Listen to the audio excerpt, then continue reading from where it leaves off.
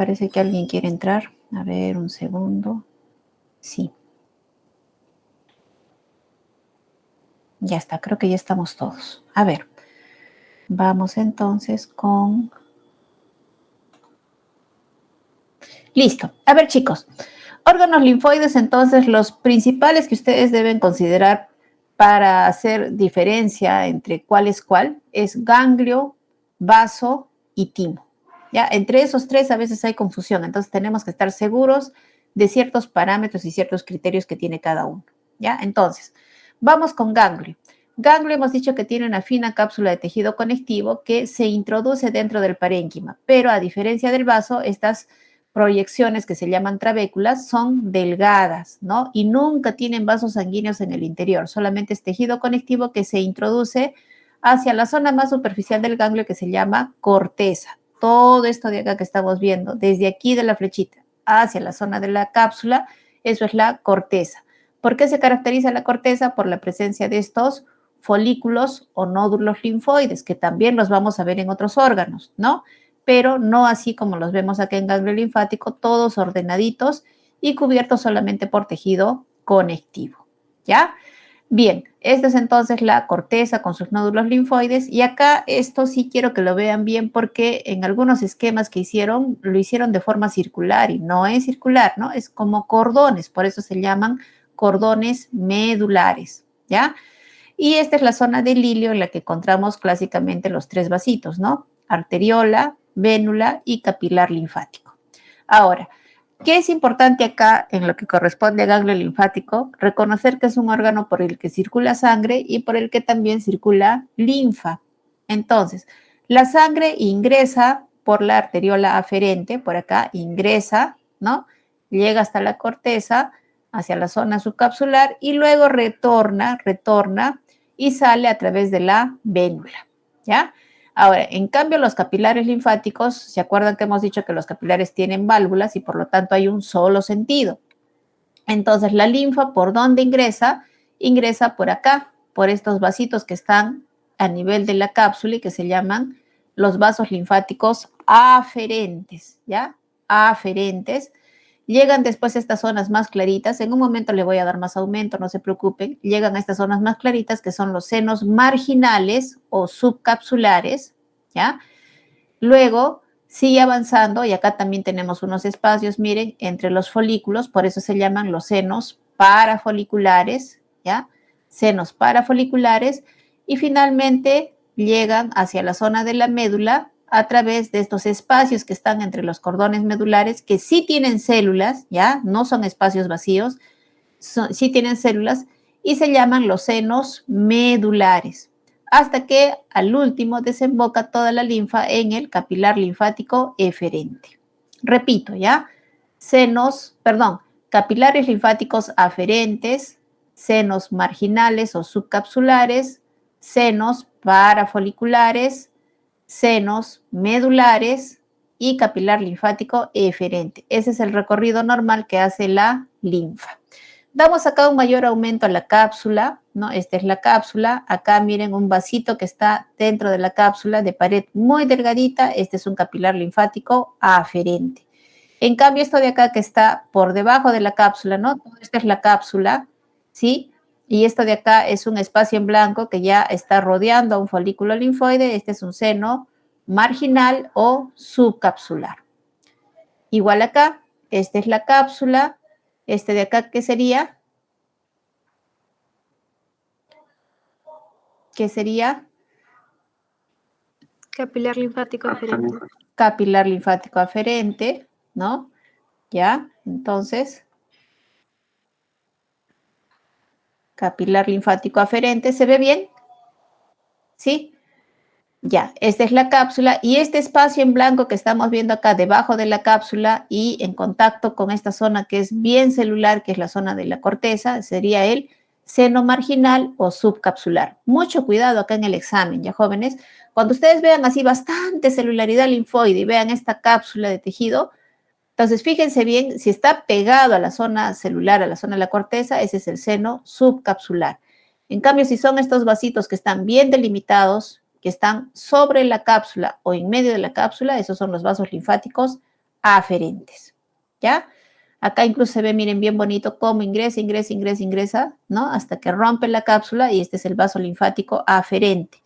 Esto rosadito es la cápsula y este espacio más clarito, ese es el seno marginal o subcapsular, inmediatamente por debajo de la cápsula y en contacto con los folículos linfoides de la corteza.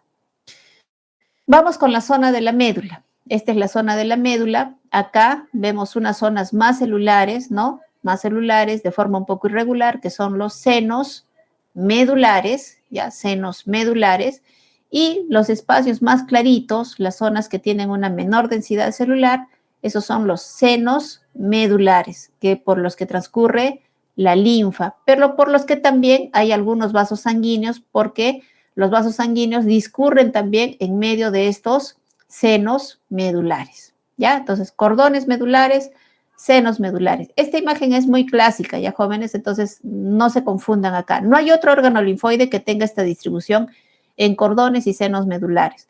Ni siquiera el vaso, ya no podrían confundirse con el vaso, porque en el vaso el equivalente sería la pulpa blanca, perdón, la pulpa roja, ¿cierto? La pulpa roja tiene los cordones de Billroth y los sinusoides esplénicos, ¿cierto? Pero los sinusoides esplénicos sí son espacios vacíos. En cambio, acá los senos medulares tienen celularidad. Si ustedes se fijan, ahí hay células, pero están, claro, en menor densidad que lo que vemos en los cordones medulares, ¿ya? Entonces, no confundirse acá, por favor. Acá tenemos nuestros vasitos, la arteriola, la vénula, ¿no? Que se va hasta acá. Y acá nuestro capilar linfático eferente, que incluso, miren, bien bonito está acá con sus válvulas, ¿no? ¿Las ven? Ahí sus dos válvulas que nos corrobora con mayor argumento de que es un vaso linfático. Como está en el ilio, vaso linfático eferente. Vamos acá. Doctora. ¿Sí? Perdón, ya, ese era el eferente y el aferente era el que estaba por encima de la cápsula, ¿no? Por encima o en medio de la cápsula. Aferente. Disculpe, doctora, ¿puede repetir la diferencia del capilar aferente y eferente? El aferente está en la cápsula, es el que ingresa, es por donde ingresa la linfa al ganglio linfático, este que estamos viendo acá, ¿sí? O este que hemos visto acá también, ¿sí? Ese es el aferente, está en contacto con la cápsula. En cambio, el eferente está en la zona del ilio, es decir, está prácticamente en contacto con los cordones y con los senos medulares. En la zona del ilio, ¿qué encontramos? Arteriola, vénula y justamente este capilar linfático eferente. Les hacía axillo acá la salvedad que en este capilar que estamos viendo además se ve las válvulas, ¿no? Las válvulas que habíamos dicho que sí se ven en los capilares linfáticos en general, ¿ya? Pero el eferente es el que está pegado a la zona de la médula del ganglio linfático. ¿Ahora sí? Sí, gracias, doctora. Ya. Este corte también ya es clásico para ustedes, es coloración de Wilder y estamos viendo acá estas líneas negritas que corresponden a las fibras de reticulina, ¿cierto? Fibras de reticulina. Nos vamos ahora con otro órgano que a veces causa confusión, pero es cuestión de ordenarnos. ¿Qué estamos viendo acá? Una cápsula gruesa, ¿no? Una cápsula gruesa que tiene también trabéculas hacia el interior, pero estas trabéculas sí tienen vasos sanguíneos en su interior, entonces estos son los vasos trabeculares.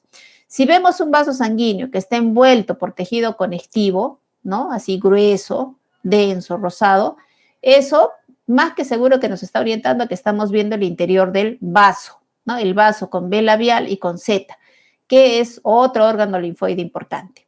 Acá, ¿qué vamos a ver? Vamos a ver estas estructuras redondeadas que parecen folículos linfoides, ¿no? Y que se denominan la pulpa blanca. Y todo lo que está alrededor sería la pulpa roja. ¿Por qué decimos que parecen folículos linfoides, pero en realidad no son? Porque es cierto, son acúmulos de linfocitos de forma redondeada, pero tienen un vaso sanguíneo en su interior, ¿no? En el centro justo tienen un vaso sanguíneo y ese vaso sanguíneo tiene un nombre, se llama arteriola centrofolicular. Sí, está totalmente rodeada de linfocitos esta arteriola centrofolicular. Eso no lo veíamos en ganglio, ¿cierto? Ni en ningún otro órgano vamos a ver que se ve así una estructura parecida a un folículo linfoide, pero con un vasito en el centro.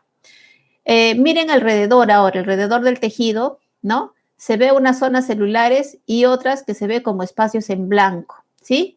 Entonces, los espacios en blanco son los sinusoides esplénicos y los espacios que vemos acá bien celulares, esos de ahí son los cordones de Billroth, ¿ya? Entonces, yo no creo que se vayan a confundir entre senos medulares y cordones medulares. Ya hemos hecho la diferencia, ¿cierto?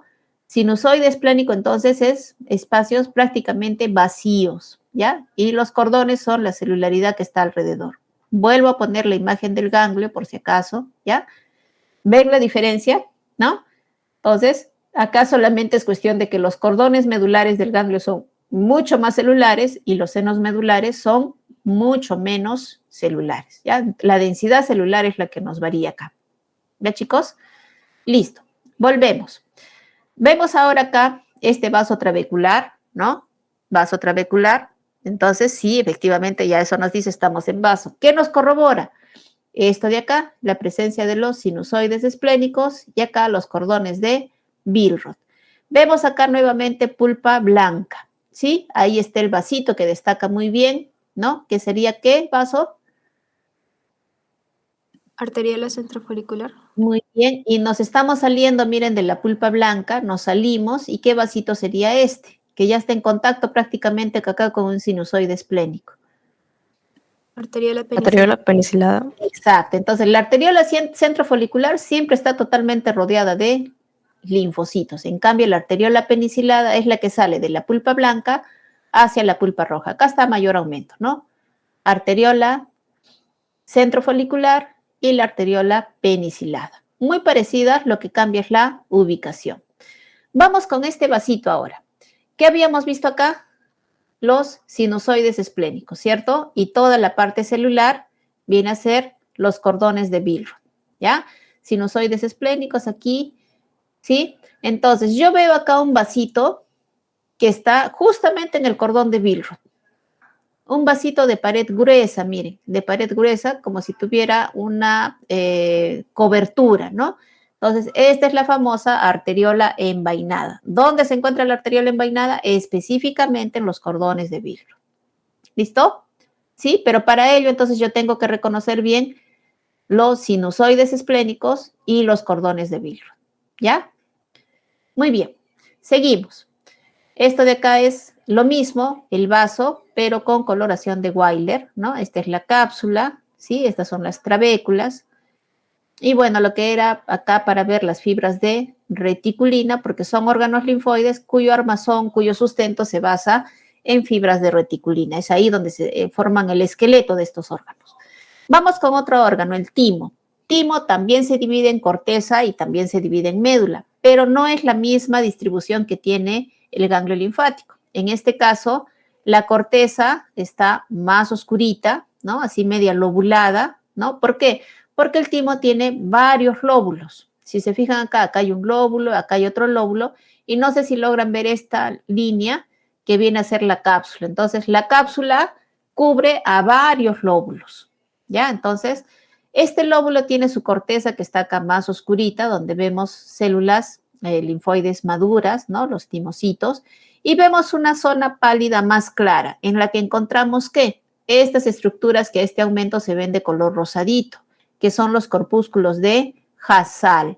¿Qué vienen a ser los corpúsculos de Hasal? Ese concepto sí debemos tenerlo claro, porque ¿se acuerdan? Les había dicho que es importante recordar estos corpúsculos de Hasal porque va a haber neoplasias malignas que derivan de estas células, así como también neoplasias malignas del timo que derivan de las células linfoides, ¿ya? Entonces, este corpúsculo de Hasal está constituido por capas concéntricas de células epiteliales, ¿ya? Si ustedes ven ahí bien, acá incluso se ve el núcleo plano de estas células epiteliales. Entonces, son capas concéntricas. Pueden ser grandes, ¿ya? Que, miren, el centro incluso se llega a necrosar, ¿no? Entonces, las únicas células viables serían estas de la periferia, pero siempre es así, conglomerados concéntricos de células epiteliales, ¿ya? Y como es tan grande esta capa concéntrica, ya no le llega vascularización a la parte central y por eso es que se necrosa y se ve así como un componente eosinófilo, nada más, ¿ya? ¿Listo? Entonces, corpúsculos de Hasal que se localizan en la médula y la corteza que está constituida por los famosos timocitos. Seguimos. Vamos con otro órgano que es la amígdala palatina. Entonces, ¿qué vemos acá? Folículos linfoides también, ¿no? Vemos folículos linfoides y habíamos dicho, ¿se acuerdan que las amígdalas eran como estructuras redondeadas en donde el epitelio bucal, que es poliestratificado plano, ese se introduce dentro de este tejido linfoide, ¿no? Entonces, estos espacios de acá son las criptas amigdalianas. Estas criptas reconocemos que no solamente es tejido que está roto, ¿no? Que no es proceso de corte. Esto de acá efectivamente existe. ¿Por qué? Porque está cubierto por un epitelio poliestratificado plano. Entonces, este espacio, les van a poner una flechita en el espacio. Si tienen duda, levanten la mano, no hay problema, ¿no? Ahí se les va a aclarar que efectivamente el puntero está acá. Entonces, si yo veo un folículo linfoide y veo que esta estructura blanquecina está cubierta por epitelio poliestratificado, esto tiene que ser amígdala palatina. No hay otra opción, ¿ya? Dentro de órganos linfoides. Nos vamos a otro órgano que más bien tiene vellosidades intestinales, ¿no? Vellosidades intestinales y vuelvo a encontrar estas estructuras redondeadas que parecen folículos linfoides. Pero ¿qué más veo? Veo estas vellosidades intestinales y acá veo así como un círculo constituido por tejido muscular liso, ¿no? Entonces eso me dice que ya estoy en intestino, ¿no? ¿Por qué? Porque acá están las vellosidades intestinales y ahí no sé si logran ver las células caliciformes que se ven como redonditos, ¿sí? Entonces es el epitelio cilíndrico simple con chapa estriada y células caliciformes. Eso me ayuda a orientarme en cuanto a qué órgano estoy viendo, ¿no? ¿Por qué? Porque acá, miren, parece mucho un folículo linfoide, ¿cierto? Entonces, este espacio, ¿por qué no podría ser una cripta amigdaliana? Porque esta célula caliciforme me dice que eso no es, ¿no? Porque hemos dicho que la cripta amigdaliana, ¿qué epitelio debe tener? Poliestratificado plano, no queratinizado, ¿ya? Regreso entonces acá, ¿sí? Miren, entonces este espacio tiene epitelio poliestratificado, ahí están las células alargaditas, ¿no? También veo acá un acúmulo linfoide, pero acá no, ¿no? Acá estas aberturas más bien son como dedos de guante, ¿no? Cubiertas por estas células caliciformes. Entonces, esto de acá que viene a ser la placa de Peyer, que también sí he visto que las han estado reconociendo muy bien en los pasitos, ¿ya? Entonces, placa de Peyer. ¿Qué estructura es placa de Peyer? A veces lo complicado acá es decir dónde se localiza en la submucosa, ¿ya? ¿Por qué es la submucosa? Porque es el tejido conectivo que está por debajo del epitelio, ¿ya? Entonces, la submucosa, ¿sí?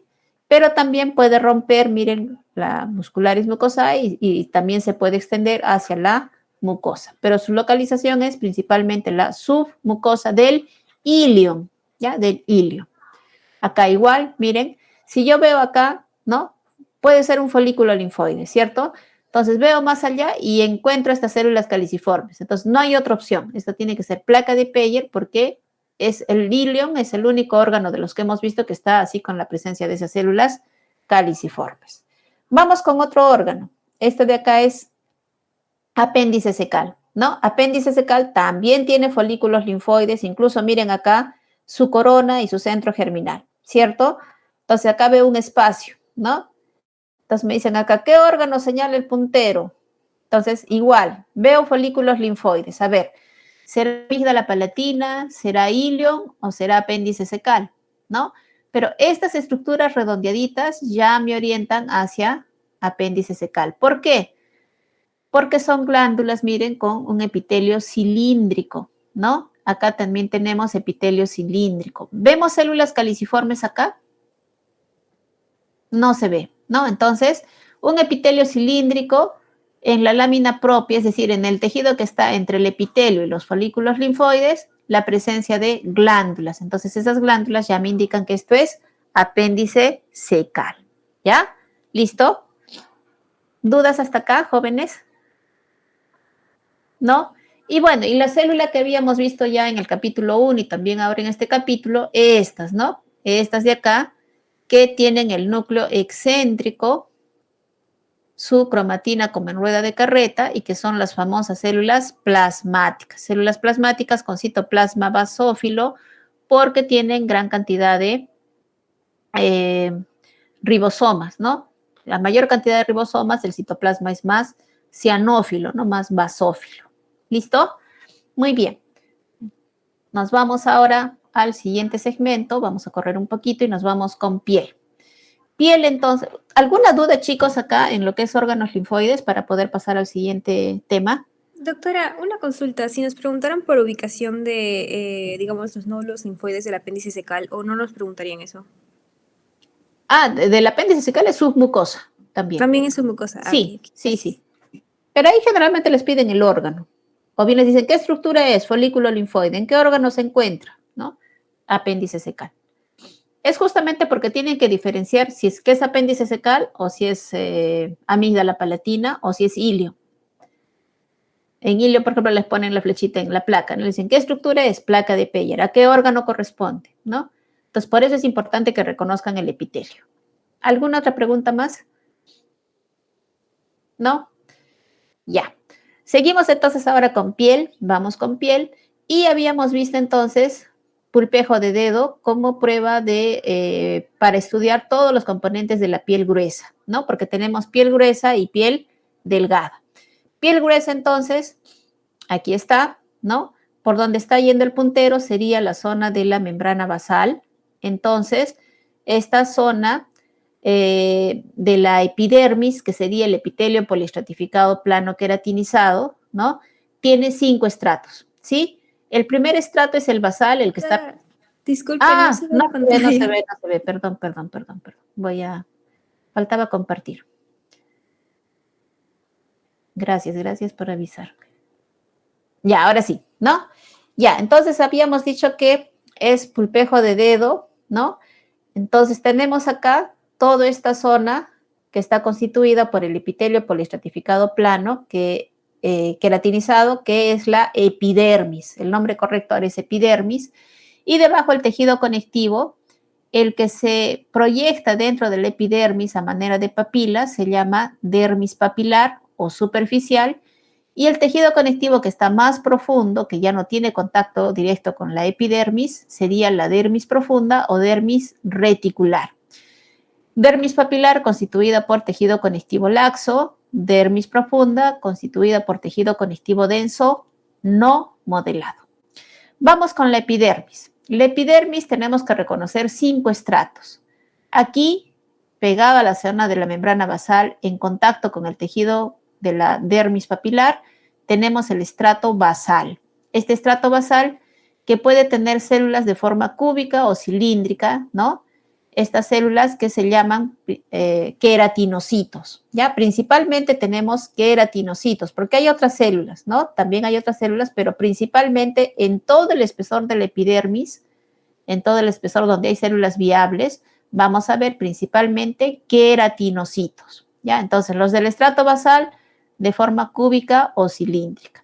Tenemos el siguiente estrato, que serían los queratinocitos que están de forma poligonal, pierden esa forma cúbica o cilíndrica y se vuelven de forma poligonal, y en los que se puede ver sus uniones, ¿no? Sus uniones que son los desmosomas. Por lo tanto, este sería el estrato espinoso. Pues si me dicen a mí aquí, ¿qué estructura señala el puntero? Y yo veo que es la epidermis, entonces sería estrato espinoso, ¿no? No me están diciendo qué célula.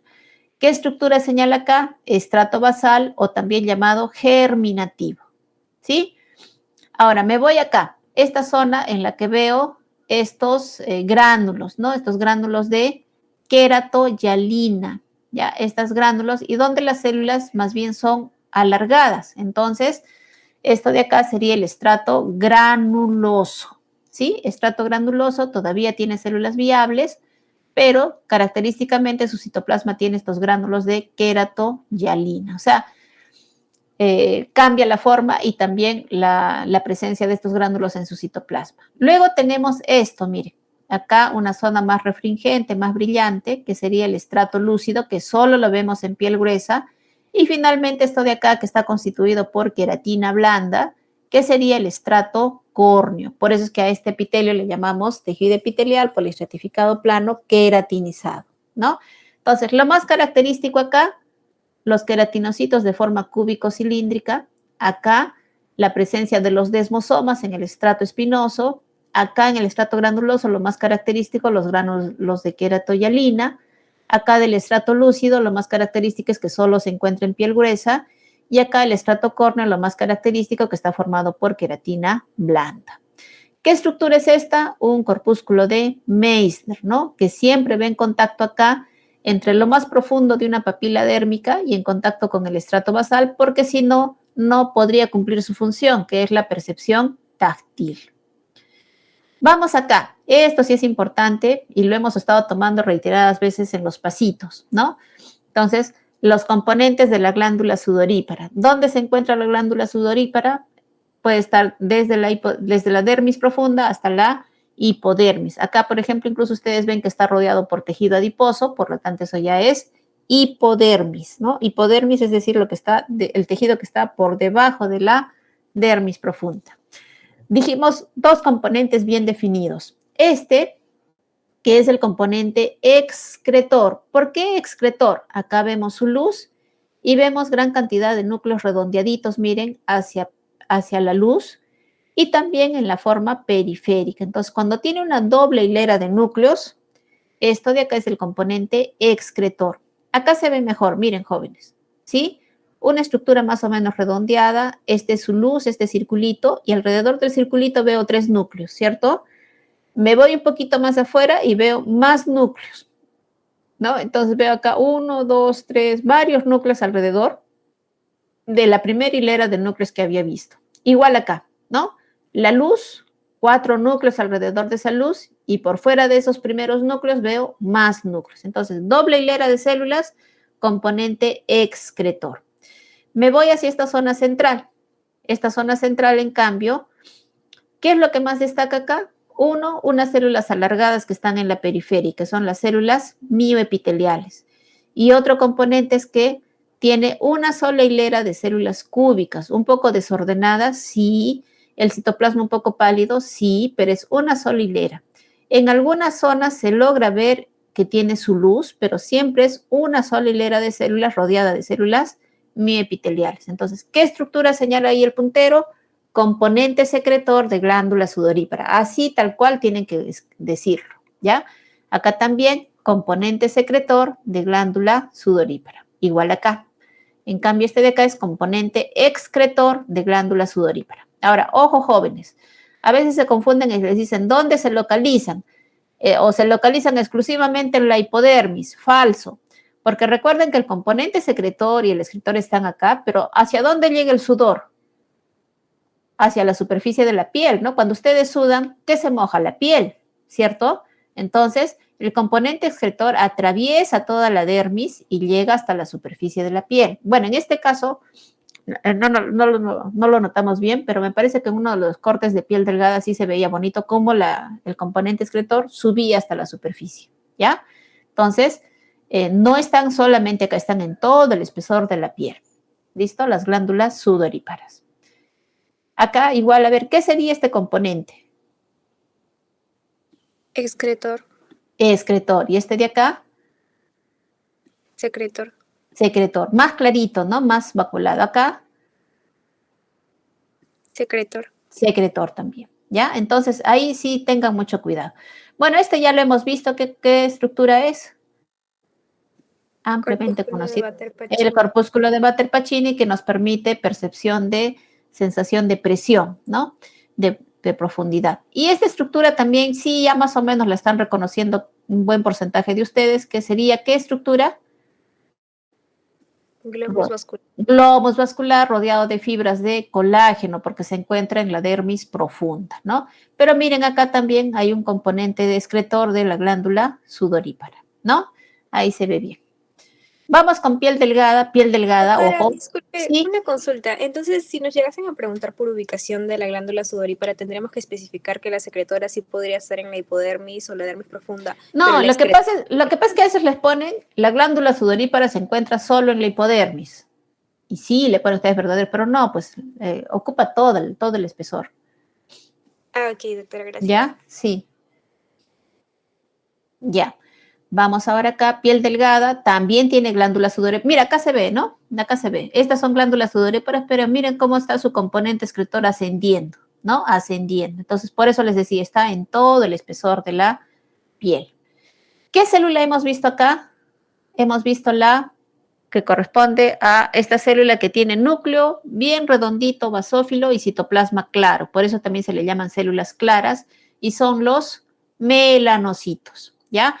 Y me estaba olvidando de mencionarles a las otras células que también podemos ver en general en la epidermis, independiente si es piel delgada o piel gruesa. También vemos a las células de Langerhans y también a las células de Merkel, ¿cierto? Funciones, por favor, de esas células, chicos, ¿ya? Ahora, melanocitos siempre vamos a ver que su núcleo está acá en el estrato basal y se van dando una proporción. Algunos libros dicen por cada 10 queratinocitos basales hay un melanocito, otros dicen por cada 30, 40 queratinocitos un melanocito, pero están así, espaciados los núcleos de estas células en el estrato basal. En cambio, hay otra célula que no la vamos a ver con hematoxilina eosina, que son las células de Langerhans, ¿ya? Las células de Langerhans que se encuentran en los estratos suprabasales, es decir, nunca la vamos a encontrar con el melanocito, sino a partir del estrato basal en adelante, ¿ya? Esas son las células de Langerhans, que característicamente tienen unos gránulos en su citoplasma, que son los gránulos de Birbeck, han hecho en teoría, ¿cierto? Los gránulos de Birbeck, entonces, de estas células de Langerhans que se encuentran en los estratos suprabasales. Y hay otras células que son de origen neural, que son las células de Merkel. Las células de Merkel, esas sí se encuentran en el estrato basal, ¿ya? Pero no las vamos a ver con hematoxilina eosina, por eso es que en prácticas no las hemos visto, ni las de Langerhans, ni las de Merkel, pero ustedes, por favor, revisen bien sus funciones y todo, porque para cuestión teórica sí podría venir, porque son células importantes del epidermis, ¿ya? Conclusión, en epidermis, ¿qué células vamos a ver? Principalmente queratinocitos, después vamos a ver melanocitos, cuyos núcleos se localizan en el estrato basal, las células de Langerhans con sus glándulos de Birbeck que se encuentran en los estratos suprabasales y las células de Merkel que se encuentran en el estrato basal, ¿ya? Las funciones, características, todo eso, por favor, revisen porque en aras del tiempo ya no les voy a poder indicar yo, pero sí lo tienen bien bonito en teoría. Vamos con cuero cabelludo. Cuero cabelludo está acá, ¿no? La superficie. Entonces, veíamos acá el folículo pilosebáceo, ¿cierto? A algunos les decía que les faltaban sus esquemas de glándulas sebáceas, ¿no? O algunos habían hecho todo junto, acá vaina radicular interna, externa y la glándula sebácea alrededor, lo cual está mal, ¿no? Porque glándulas sebáceas y glándulas sudoríparas lo veo, pero en un corte más superficial. En cambio, las vainas radiculares que están acá lo veo en un corte más profundo. Porque recuerden que el folículo era como una botellita, ¿no? Cuyo fondo de la botella es en donde se encuentran las vainas radiculares y en cuya parte media de la botellita, si es que estamos comparando con una botellita, estaba la presencia de las glándulas sebáceas y el músculo piloerector. Ahora, vamos con este corte, ¿no? Esto de aquí, entonces, es el folículo pilosebáceo y acá ya lleva un pelo maduro, ¿no? Cuya parte rosadita se llama médula, cuya parte pigmentada se llama corteza, y esta refringencia, no sé si le ven como si fuese un santito, ¿no? Como un borde brillante, esa es la cutícula del pelo. Así tienen que mencionarla, como cutícula del pelo, porque también existe otra cutícula que vamos a ver a continuación. Repito entonces, partes del pelo, maduro ya, porque ya estamos con la glándula sebácea alrededor, médula, corteza y cutícula, ¿ya? Esto ya es parte del tejido epitelial que forma parte del folículo pilosebáceo ya en su tercio maduro, su tercio superficial. Rodeando a este folículo tenemos a las glándulas sebáceas, ¿no? Que son como acúmulos de adipocitos inmaduros, ¿no? Se parecen mucho a los adipocitos inmaduros las células de las glándulas sebáceas. No tienen un nombre específico las células, ¿ya? No van a decir que está constituido por adipocitos inmaduros porque eso no es lo correcto. O sea, yo les estoy diciendo que se parecen a los adipocitos inmaduros porque tienen así núcleo central y múltiples vacuolitas, ¿ya? En realidad, entonces, son solamente glándulas sebáceas, ¿no? Glándulas sebáceas constituidas por células multivacuoladas. Listo. Ahora, por fuera de la glándula sebácea, si ustedes ven glándula sebácea, ven folículo piloso y les ponen esto, que fue una de las preguntas que les hice, me parece, en el grupo 3-4, al final. Entonces, ese es el músculo erector del pelo, ya así todo rosadito, siempre se ve, ¿no? Es como una franja rosada con puntitos. ¿Por qué? Porque a veces lo vemos en corte transversal, ¿ya? O sea, no puede haber otra estructura que esté así por fuera que sea otra cosa, ¿ya? Entonces, si nosotros vemos músculo erector del, perdón, vemos glándulas sebáceas, el folículo piloso con su pelito, hacia afuera, siempre, siempre va a estar por fuera el músculo erector del pelo. No tiene otro orden, ¿ya? Va así, folículo piloso, glándulas sebáceas y músculo erector del pelo. Más afuera, ¿qué vamos a encontrar? Las glándulas sudoríparas, ¿ya? Nuevamente acá, miren, pelo con su médula, corteza y cutícula, ¿no? Las vainas de la piel. Y acá, glándula sebácea. Y acá afuera, ¿qué vemos? ¿Qué sería esto? Esto rosadito. Músculo erector del pelo. Exacto, ¿ya? Entonces seguimos el orden, ¿no? Seguimos el orden. Y acá por fuera, ya por fuera, que no pertenece al folículo pilosebáceo, una glándula sudorípara también en cuero cabelludo, ¿ya? Entonces, esta imagen guárdenla bien, chicos, ¿ya? Guárdenla bien porque a veces les ponen, por ejemplo, ahí, ¿ya? Ahí, en este campo, ¿ya? Entonces dicen, ¿y qué estructura señala el puntero? Y ustedes están pensando y pensando, pero yo ya reconozco acá un pedazo de pelito o reconozco acá también un pelito. Entonces, si esta es glándula sebácea, esto tiene que ser músculo erector del pelo, ¿ya? Vamos acá, la parte más profunda del folículo piloso. Me estoy yendo ya a una parte más profunda del cuero cabelludo y acá sí voy a reconocer las vainas radiculares. ¿Qué tengo que reconocer bien? La vaina radicular interna con sus 3 componentes, ¿no? Hemos hecho muy bien los 3 componentes de la vaina radicular interna que de adentro hacia afuera son los siguientes. La cutícula de la vaina radicular interna, ¿no? Tenemos que especificar porque también existe la cutícula del pelo, ¿cierto? Entonces, cutícula de la vaina radicular interna, la capa de Huxley, vean bien cómo se escribe, Huxley. Y la capa de Henle, que es la primera capa de células cúbicas que está pegada hacia la capa de Huxley, ¿ya? Ahora, ¿cuál es lo más fácil de reconocer de la vaina radicular interna? La capa de Huxley. ¿Por qué? Porque es la única que tiene estos puntitos rojos, ¿ya? Estos puntitos rojos que tienen un nombre, son gránulos de tricoyalina, ¿ya? Gránulos de tricoyalina, entonces, aquí, eso me dice automáticamente que estos son capa de Huxley, ¿ya? Entonces, repito, cutícula de la vaina radicular interna, esto rosadito, capa de Huxley, y acá esta primera capita de células cúbicas, capa de Henle. Creo que tengo un corte más grande. Acá se ve mejor, ¿sí? Entonces, hacia acá, cutícula de la vaina radicular interna, capa de Huxley, y acá, capa de Henle. Ustedes van a ver ahora que alrededor de esta capa de Henle, igual hay gran cantidad de células, así también de forma cúbica. Todo esto de acá sería la vaina radicular externa. Y finalmente vemos acá tejido conectivo rodeando, ¿no? a las vainas radiculares. Acá se ve mejor. Esto de acá sería el saco fibroso. Entonces, ¿qué estructura? Saco fibroso. Basta que yo vea este pelo inmaduro, ya yo sé que estoy en folículo piloso. Entonces, solamente es reconocer la capa de Huxley y ver qué cosa me están enfocando, ¿ya? Si es la capa de Henle, capa de Huxley, acá sería vaina radicular externa, ¿no? O también acá, ¿no? Podría ser el pelo, ¿no? El pelo con su cutícula, acá, por ejemplo, acá todavía es celular la cutícula del pelo, ¿no? La cutícula del pelo. Cuando es maduro sí lo vemos refringente, pero cuando no está maduro todavía tiene sus celulitas ahí. Finalmente vamos con la uña, ¿no? La uña que tiene esta piel, ¿no? Con su estrato córneo ahí que está cubriendo la zona basal de la uña, que sería la raíz de la uña, ¿sí? Y esta entonces se llama el eponiquio, ¿no? El eponiquio que cubre a nivel de la raíz de la uña. Luego tenemos esta estructura refringente que es el cuerpo de la uña o la placa unguial, que descansa acá sobre este tejido epitelial altamente vascularizado que constituye el lecho unguial. Lecho porque es como una cama, ¿no?